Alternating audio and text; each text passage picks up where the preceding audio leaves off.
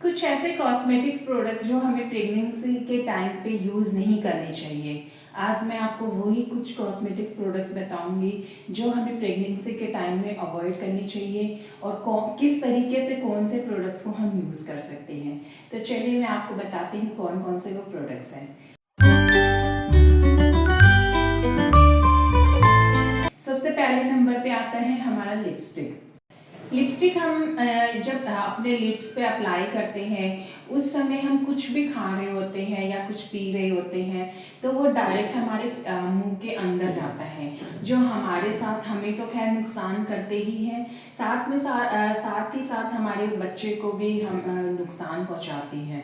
तो इसलिए हमेशा कोशिश करें जब भी आप कोई भी लिपस्टिक यूज़ करते हो तो वो हर्बल से रिलेटेड आपके लिपस्टिक होने चाहिए। अब मार्केट में बहुत से ऐसे लिपस्टिक आने लग रही है जो बिल्कुल 100% प्योर होगी, हर्ब से बनी हुई और बहुत सेफ होती है।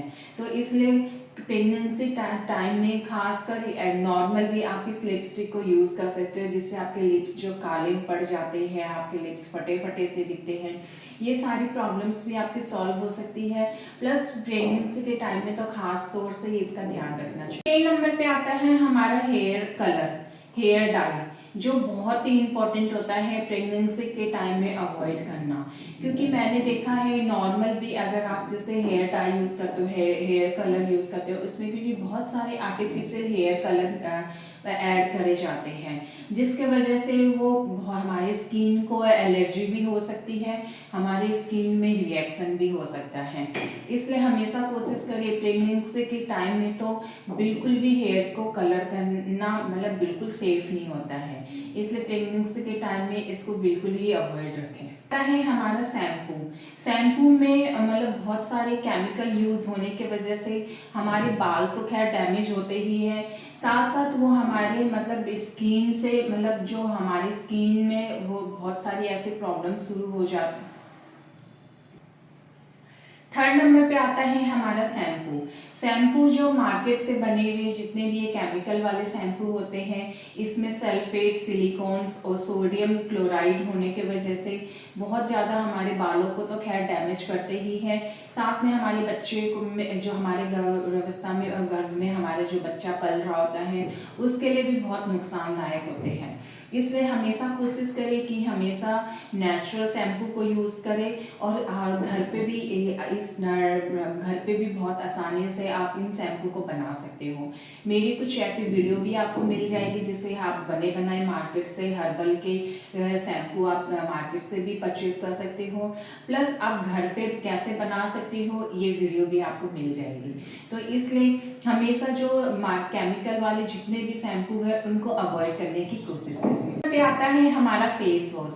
हम प्रेगनेंसी के टाइम पे अपने फेस को 2 टाइम जरूर से वॉश करें, और बट जो भी फेस वॉश आप यूज़ करें वो बिल्कुल माइल्ड होना चाहिए, केमिकल फ्री होना चाहिए और अपने फेस को गुनगुने पानी से धोएं।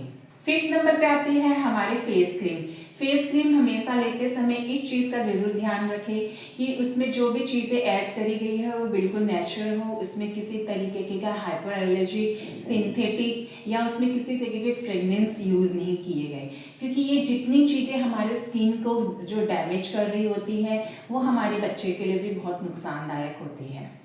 6 नंबर पे आता है हमारा फाउंडेशन।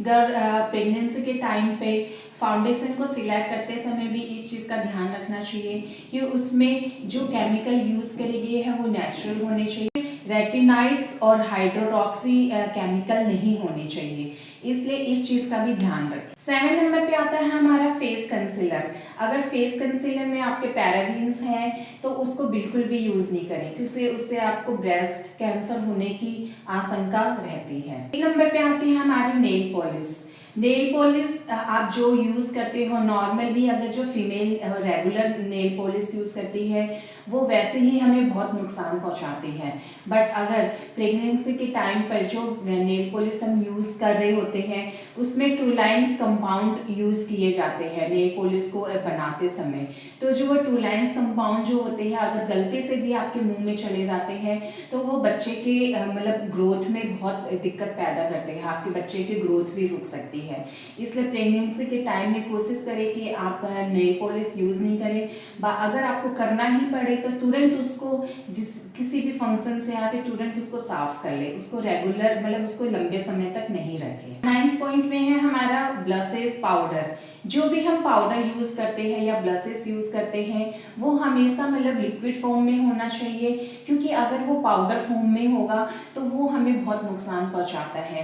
जैसे मैंने आपको बताया कि जैसे आप ब्लशेस पाउडर फॉर्म में अगर ब्लशेस यूज़ करते हो, पाउडर यूज़ करते हो, तो उसका जो पर्टिकुलर्स होते हैं वो हवा में उड़ते हैं, वो हमारे डायरेक्ट नाक से, हमारे गले से, हमारे लंग्स में चले जाते हैं, जो हमें सांस लेने में भी प्रॉब्लम पैदा करते हैं। हमें और भी कई तरीके की मतलब लंग्स से रिलेटेड प्रॉब्लम शुरू हो जाती है। इसलिए हमेशा फेस में जो फेस पाउडर होता है या ब्लशेस होते हैं वो पाउडर फॉर्म में नहीं होना चाहिए। इन चीज़ों को अवॉइड करें। अब कुछ चीज़ें मैं आपको बताती हूँ कि कुछ टिप्स अगर आप जो जितने मैंने आपको 9 पॉइंट्स बताए हैं, इन 9 पॉइंट्स को आप अपने कॉस्मेटिक प्रोडक्ट्स को कम यूज़ करते हो या उसको सही ढंग से यूज़ करते हो तो आपकी प्रेगनेंसी के टाइम पे आपको इन सारी प्रॉब्लम को फेस नहीं करनी पड़ेगी। आपने देखा होगा पहले के टाइम में किसी तरीके के कॉस्मेटिक्स प्रोडक्ट्स यूज़ नहीं किए जाते थे। जितनी भी महिलाएं होती थी बहुत साफ मतलब सिंपल वे में अपनी लाइफ को मतलब फॉलो करती थी। अपने मतलब पूरे दिन का लाइफस्टाइल उनका बहुत सिंपल सा होता था, इसलिए उनको किसी तरीके की परेशानी नहीं होती थी। आज का हमारा लाइफस्टाइल तो बहुत स्टैंडर्ड हो गया, बहुत फास्ट हो गया है और उतनी ही ज़्यादा हमें परेशानियां भी बनी हुई है। बट अब आज की जनरेशन में हमारी जो टाइम में हमें पता नहीं होता है कि कौन सी क्या चीज़ है हमें नुकसान पहुंचा देती है। आज जितने भी महिलाएं होती है, लेडीज़ होती हैं, उन्हें प्रेगनेंसी के टाइम में बहुत सारी प्रॉब्लम फेस करनी पड़ती है। उसका कारण ही यही होता है कि हमें बहुत सारी चीज़ों का पता नहीं होता है।